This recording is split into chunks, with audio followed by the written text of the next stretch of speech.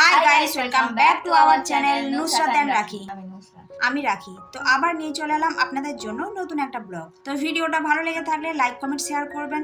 চ্যানেলে নতুন হলে চ্যানেলটা অবশ্যই সাবস্ক্রাইব করে নেবেন। তো আজকের ভিডিওটা এখান থেকে শুরু করছি। তো এখন মেয়ে আর হাজবেন্ড যাবে স্কুল, তো এখন রান্না বান্না শুরু করব।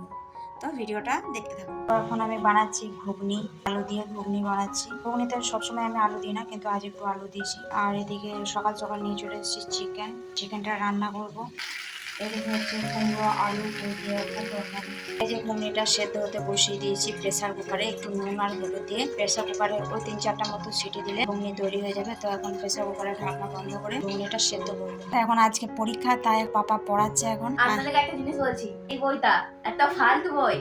সিম্বাদটা সিলার যে আছে, কিন্তু নিজের বন্ধুদের সাথে একবার করে শিপে যাবে, সবাই মরে যাবে, ও বেঁচে ফিরবে। আর সবসময় কিছু ঝামেলা করবে, কিন্তু তাও বেঁচে ফিরবে বাড়ি। তো মেয়ে যাবে 10:30টার সময় বেরোবে, 11টা থেকে পরীক্ষা, তাই এখন খাবার খেয়ে বেরোবে। তাই ওর জন্য এখন খাবার রেডি করতে হবে। ব্রেড নিউট্রেলা খাবে, তাই ব্রেডটাকে হালকা একটু সেঁকে নেবো। কারণ ব্রেড খাওয়ার আগে একটু সেঁকে নিলে ভালো হয়। হালকা একটু সেঁকে নিয়ে তারপর নিউট্রেলা দিয়ে দেবো। এই যে হালকা একটু ওভেনে সেঁকে নিয়েছি। তো এগুলো এখন নিউট্রেলা লাগিয়ে নেবো ব্রেডের উপর।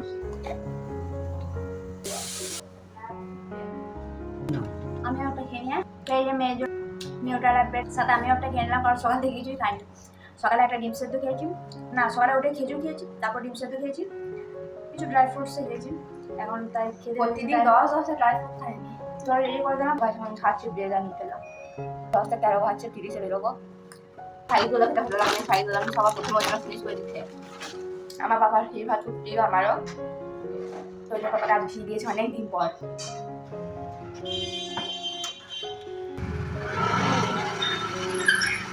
তো মেয়ে তো চলে গিয়েছে স্কুলে, তো আমি একটু রেস্ট নিয়ে নিলাম। সকালবেলা থেকে রান্না বান্না ছিল, পুরোপুরি রান্না হয়নি, মাংসটা এখনো রান্না করিনি। এখন 12টা বেজে গেছে, এখন আমি স্নান করতে যাব। স্নান করে এসে এগে আনতে যাওয়ার টাইমও হয়ে যাবে। ঘন্টা পরীক্ষা, দেখতে দেখতে টাইম কেটে যাচ্ছে। তো এখন স্নান করে এসে মেয়েকে আনতে যাবো, তারপর এসে আবার রান্না বান্না করবো। যাই স্নান করে আসি, তারপর আবার দেখা হচ্ছে। A few moments later.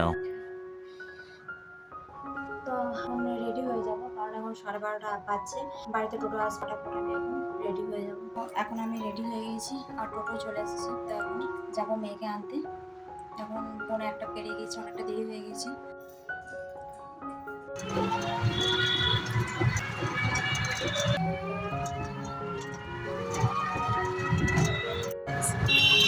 দেরি হয়ে গেল না, অনেকটা কি দেখো ভাই, এবারটা না এইমাত্র আমি অনেকটাই দেরি হয়ে যাবে। আমি তোমায় দেখতে পাইনি। আমার তো বলতো, তোমাকে বললো কি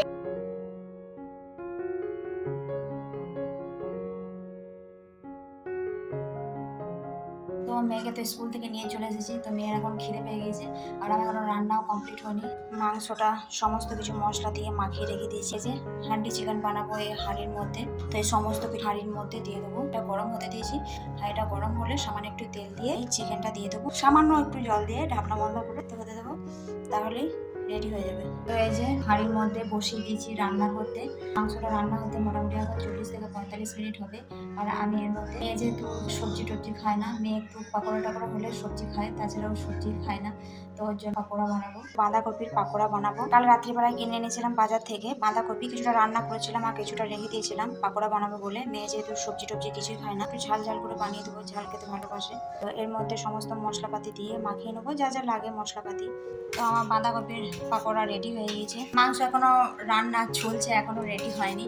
আর মেয়েদিকে খেতে বসে গিয়েছে। এটা পাবো দাস মাংস। হ্যাঁ, খেতে পাবি। মেয়েদিকে খেতে বসেছে, আমরা এখন খাইনি। এদিকে আরো কিছু পাকোড়া ছিল, সেগুলো ভাজছি। যে এদিকে মাংস হচ্ছে, এই মাংসটা কত দূর মোটামুটি রেডি হয়ে গিয়েছে মনে হচ্ছে। তো আমার হান্ডি চিকেন একদম রেডি হয়ে গিয়েছে।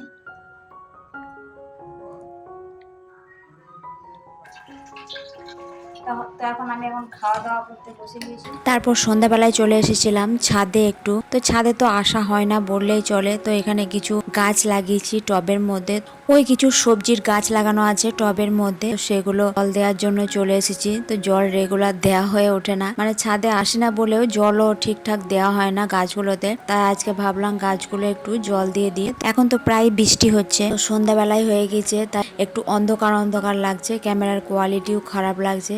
এই যে দেখুন সামনে আমাদের ক্লাবের মাঠ আর একটা বড় রয়েছে ল্যাম্প পোস্ট। তো ছাদে যেহেতু এসেছিলাম তাই সামান্য একটু ঘোরাফেরা করে নিলাম, তারপর চলে গেলাম নিচে। আজ ছিল যোগা ক্লাস, তো এইমাত্র শেষ হলো যোগা।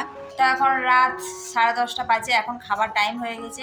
আর স্পেশাল কিছু ছিল না দেখানোর মতো, সারাদিনে আর ভিডিও করা হয়নি, বাড়িতেই বসেছিলাম তাই আর ভিডিও করিনি। একবারে চলে এসেছি রাত্রের খাবার নিয়ে, এখন বাজে 10:30। যে সকালবেলায় তৈরি করেছিলাম ঘুগনি, কেউ খায়নি, এখন সবাই রাত্রিবেলায় খাচ্ছে।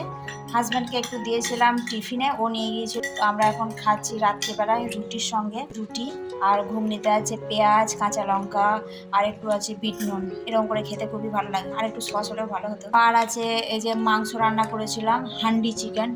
দেখুন কালারটা দেখুন কত সুন্দর এসেছে। তেল একটু বেশি আছে, ওই জন্য তেল তেল মনে হচ্ছে। মাংসতেও প্রচুর তেল ছিল। মাংসটা কেমন হয়েছে বল? সবাই খাওয়া শুরু করে দিয়েছে, আমার জন্য কেউ অপেক্ষাও করেনি। আমি এখন একা বসে বসে খাবো। এই দেখুন খাওয়া শুরু করে দিয়েছে, এই যে খাওয়া শুরু করে দিয়েছে। শোনা, আর একজন এই যে খাচ্ছে। আমি খাওয়া শুরু করিনি, আমার খাওয়া শেষ হয়ে যাওয়ার পরে একটা জিনিস বেঁচে থাকবে। মা আমার মাংস বাতিটাকে নিয়ে ওখানে ভিডিও বানাচ্ছে, শেষে খাবোই।